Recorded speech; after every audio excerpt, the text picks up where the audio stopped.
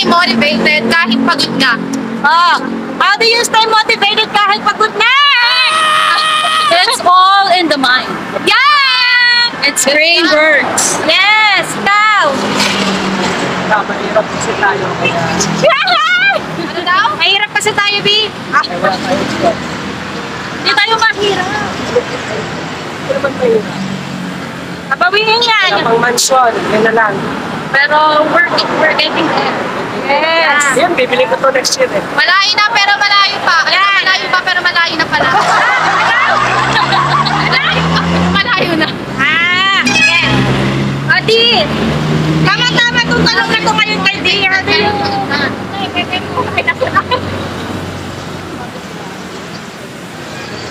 Hindi ka marinig, B. Basta, at the end of the rainbow, Bakit will be ba pang artista yun? Ano mo naman? Hindi, gusto ko lang masatisfy yung cravings ko about nito. Yan, may cravings pala siya after ng lakad namin. Ano bang cravings mo? Actually, anything na pwede kong makain na ano. Once chicken. Hot dogs or Jollibee. Sakto, page na to, baliwan. Naawa naman ako dito kasi nga, syempre hindi naman siya yung sanay sa paglalakad, pero sumama nga siya sa amin. Pinag-ensayo na namin siya pero wala. Sabi namin, maglakad na siya 2 weeks bago tong challenge na to. Nga lang Baka super... pinagsasalita siya sa mic. Oo nga, ano ba? Kasi ito may mic siya sarili. I'm sorry, may podcast ako dito. Abangan ang podcast namin. Yeah! So, Mas pa rin ka. Oh, ikaw. Ako, how do I stay motivated? Iniisip ko yung mga problema ko sa buhay. So pag madami kang problema, tapos gusto mo ng peace of mind, maglakad ka lang. So ayun. what? Oo, kasi pag naglalakad ka, parang namamala lahat ng mga problema, yung panalig lang. So para maglakad ka, hindi problemado ka. parang hindi rin maganda yun. Problemado. Problemado. How do I, How do you stay motivated? How do I stay motivated kahit pagod na? Oo. Naumpisahan ko na eh.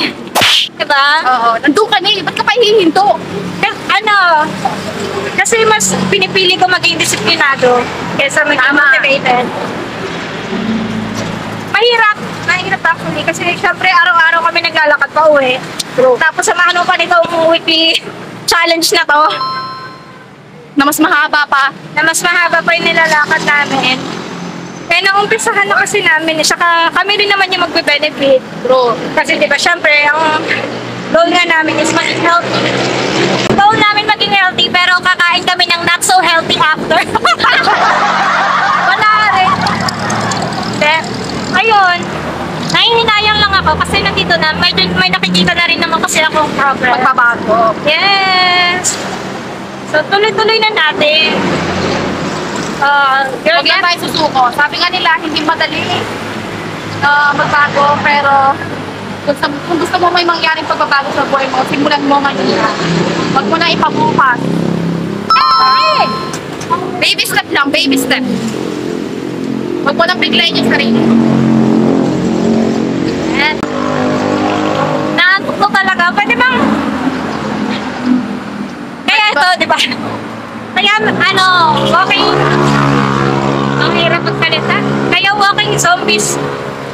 Kasi nga, para na kaming zombie kasi pinipigilan yung aso. Ito ka pa mag-live tayo? Idlip muna ako. Kaya niya ba yun? Naidlip pa ba naglalakad? Kaya ko yun.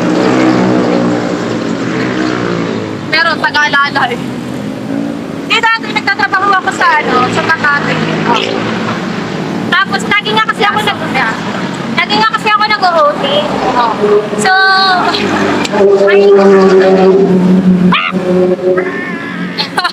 may time na pumapasok ako na talaga hindi ko na kaya.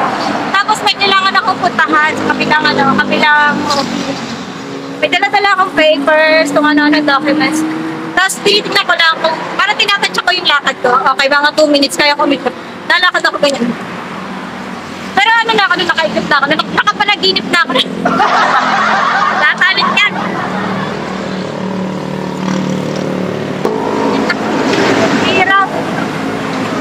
setup namin ngayon, maingay. Ito yung challenging ngayon sa ano natin. Mainit, maingay, masukal. Ito. Hindi katulad sa mga previous challenge natin. Malawak ang daan. Asan na si D? Zombie D, where are you? So, ang goal natin today is ma-motivate si Zombie D na magpatuloy. At may request daw siya, kailangan niya ng chicken after.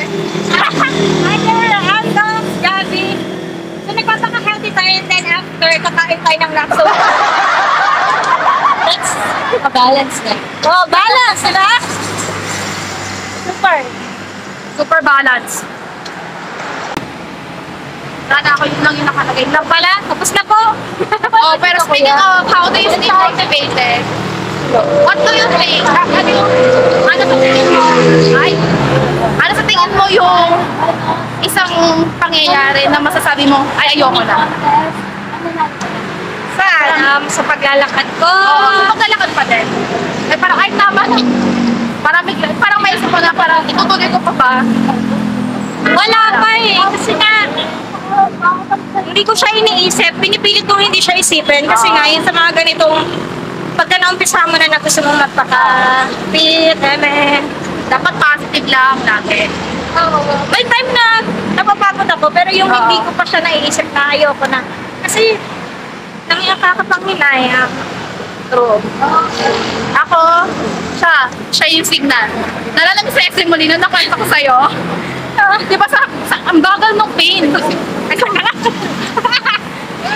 Ang bagal ng pain. So sabi ko, ay mukhang tatagal ako kasi nga, ang tagal ng pain, pero siya nararamdaman niya na, ano una.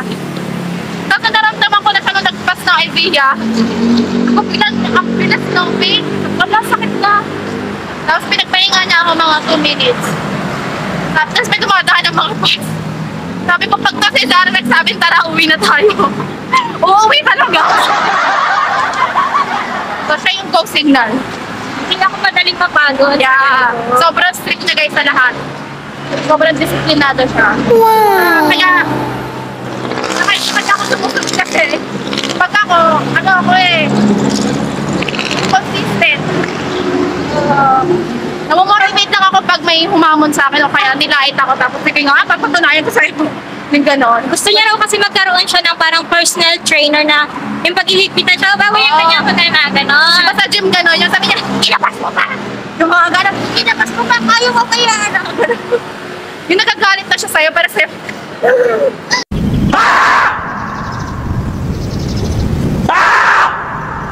Yung mga ganon na.